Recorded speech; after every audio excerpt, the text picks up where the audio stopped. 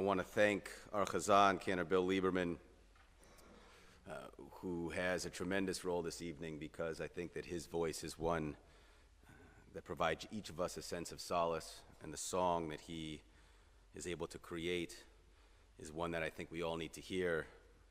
In B'nai Aviv, that song that we're all familiar with, you may be thinking is a peculiar choice to insert on a night like tonight. We're familiar with the words. It's a song of hope. It's when we beg the prophet Elijah to arrive.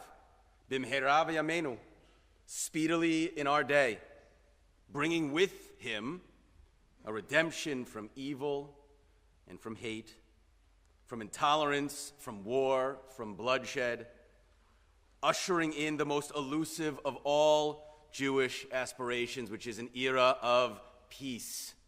That is what that song is about. And we sing those words at the conclusion of every Shabbat. We sing it at Havdalah. Maybe this upcoming week will be the week that bigotry and racism will cease.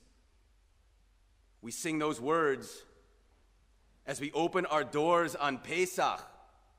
Maybe this will be the year that we say Kaddish over war and bloodshed and senseless violence, instead of Kaddish over victims of war and bloodshed and senseless violence.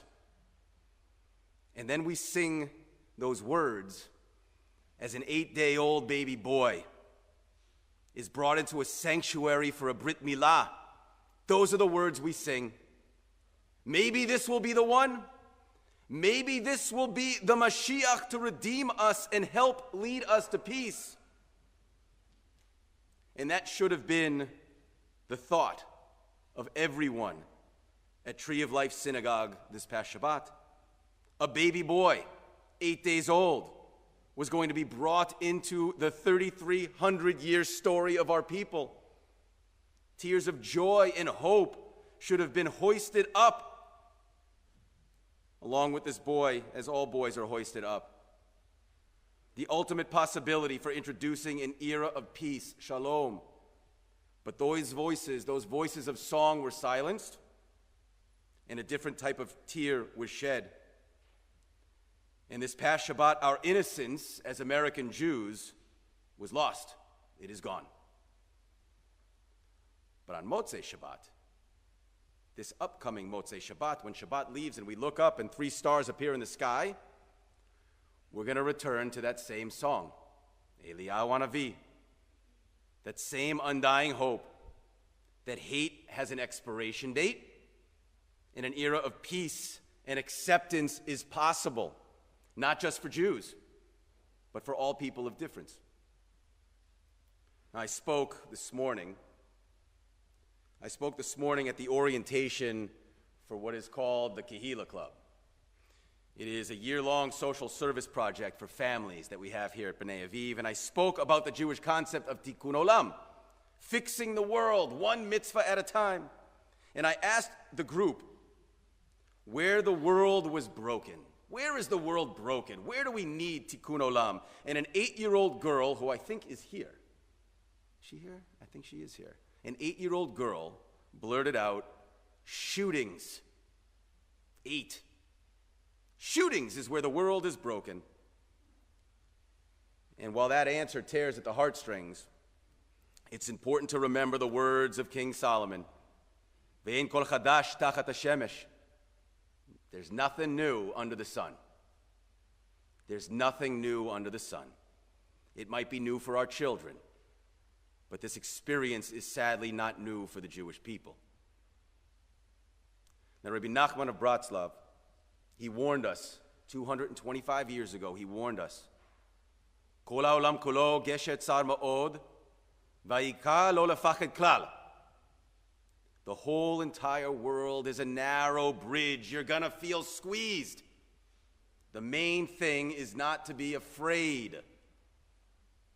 Now, the world of my wife and I became a narrow bridge in the same way it did for many of you and for most Jews in this country. It became a narrow bridge for us 2 years ago, when our then 6-year-old was evacuated from her Jewish day school because of a bomb threat. Jewish day school, a bomb threat. At least she was safe, we kept saying to each other, both silently knowing 2 years ago that wouldn't be the case. She would never be the same, neither would we. And the questions came as soon as she came home. Why did we need to walk so far away from the school? Why are there so many police cars following us? Where are the cameras coming from, and why are they here? What are the helicopters doing in the sky? And then the ultimate question, are the bad people going to come again tomorrow? Are the bad people going to come again tomorrow? When our world became a very narrow bridge, I was admittedly petrified. Forced into a conversation a parent isn't supposed to have with a child. Today, those conversations are not just for parents of the Posnack Day School from 2 years ago. Every single Jewish parent is having that conversation with their kids today. This was not a scare. This wasn't a threat. 11 people, 11 Jews lost their lives for one purpose. They were Jews. That was it. That was the reason. Anything else that you read, speculate, or blame is secondary to the fact that they were murdered because they were Jews. And our children, my kids that are here every Shabbos, are wondering whether or not their synagogue is safe. Can the bad people come back here? They're going to ask, just like my daughter did 2 years ago. Can the bad people come back? And if we emphatically answer no, we're lying. It may indeed happen again. And it can happen anywhere. It's been happening for 2,000 years. It's been happening for 2,000 years. But if we simply answer, yes, it can happen again, then we run the risk of scaring a generation away from Jewish identity, away from the one place they're supposed to feel secure and safe in their Jewishness. This place, this sanctuary. And if venturing into a synagogue becomes synonymous with anxiety and the prospect of violence, then Jews will stop venturing into synagogues. And if that's the case, what type of Jewish community will my children and your children inherit? And so Motzei Shabbat will come this upcoming week, and we will sing Eliyahu Hanavi again. And we will not abandon our hope that an era of peace will someday be upon us. Now, I remember arriving to pick up my baby girl from the church parking lot where students had been evacuated to, half a mile away from Posnack, and the older and the taller students, they made it hard for my wife and I, and for really all the parents of the smaller kids, to see our children. Couldn't spot her. The threat happened to have occurred during morning prayers, and this is important to remember. It happened during Shachrit. And those older boys that we saw in the church parking lot who had run from their school were still wrapped in tefillin. Yes, what a sight. It's a half a mile from Posnack, a church parking lot surrounded by armed officers, dozens of police vehicles. Our kids were still wrapped in tefillin. And then I learned very quickly that students had raced, when they got the bomb threat, they raced to the Aron Kodesh. They raced to their ark. And they took the Torahs from the ark before being evacuated. And then when they were safely in a parking lot, the students rested the Torah on the hood of a car. And they finished reading that morning's Torah portion. And my daughter emerged from amongst this group of kids, this mass of older students. She was smiling. She asked her questions. We answered them as best as we could, and she admitted to us. She admitted to us, and she's admitted to us almost every day since, that she was scared. And we did what every parent is supposed to do in these days. We told her that that was okay. It's okay to be scared. It's okay to be scared. And she asked us if it could happen again. And we said exactly what parents should be saying today. Yes, it can happen again because hate exists. Because anti-Semitism has threatened us and our families long before this week. But we also reminded our child, in the same way that each parent should remind their children, and we need to remind each other, that being scared and being courageous are not necessarily two different things. A Jew can be both. A Jew, sadly, often is both. And today, everyone in this room, by virtue of being in this room, is probably a little scared and also very courageous. I remember pointing to those older students. They were reading the Torah in a church parking lot on the hood of a car. And I reminded my baby girl, as I remind you, and as parents all across this country are reminding their children, that for 2,000 years, there have been groups of people who have tried to make being Jewish almost impossible. And that the present was no different. And I say the same thing today.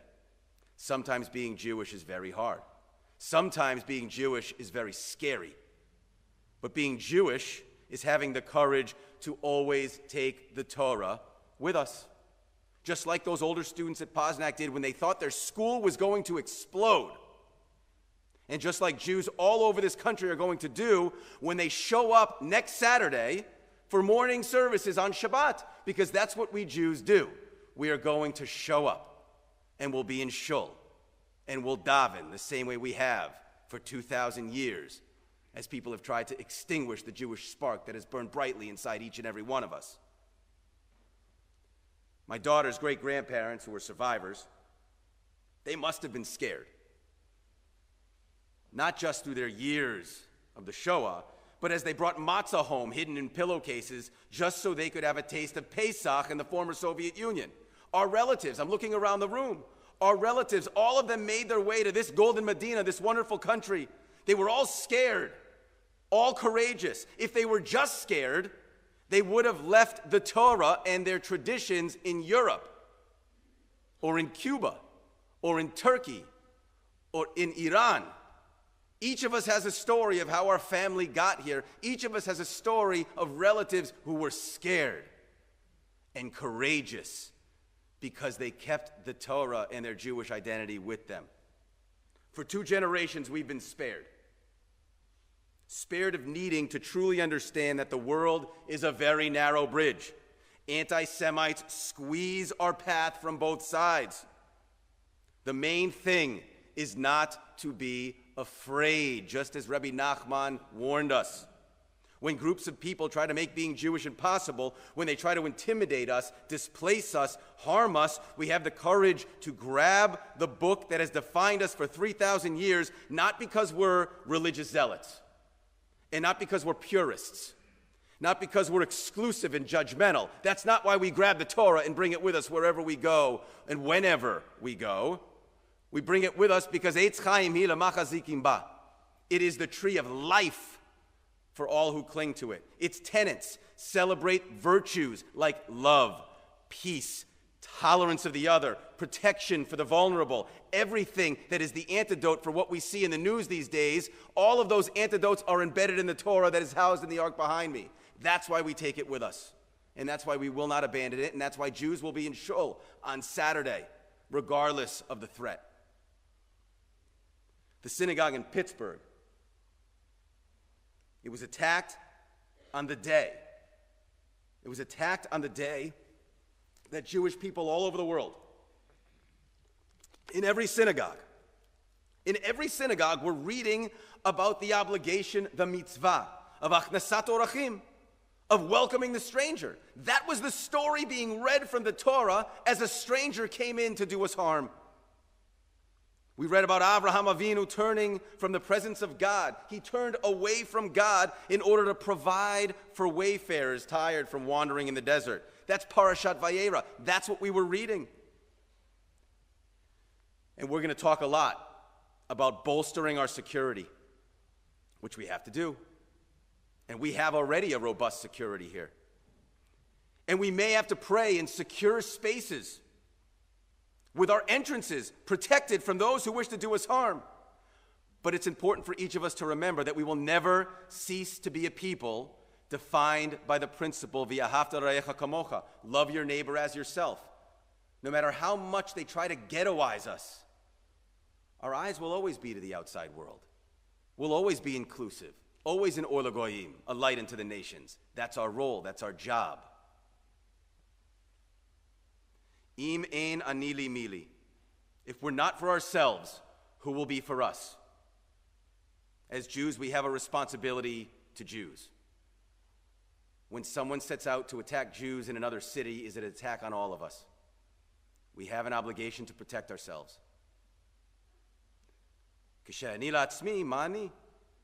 But when we're only for ourselves, what are we?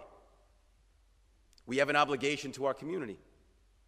We have an obligation to ensure that the principles of Torah are never silenced by hate. Think about the people who were injured on that day. We know who was killed. The people who were injured were officers, most likely non-Jews, who put their lives at risk to protect unarmed civilians. We have officers, most of whom are not Jewish, who protect this space and to whom we are grateful. Our job moving forward, my friends, is to ensure that the tenets of our tradition never leave us, that we cling to them as we have always for the last 3,300 years. Our job is to always remind ourselves that we must love our neighbors and that we can never build walls so high that we cannot see over them. And so I wish us all, as we continue forward, and we will come back to grieve in a few moments, I wish us all moments of peace. And I also wish for all those who are hurting around the world a sense of solace. And I'm going to ask you all to please rise.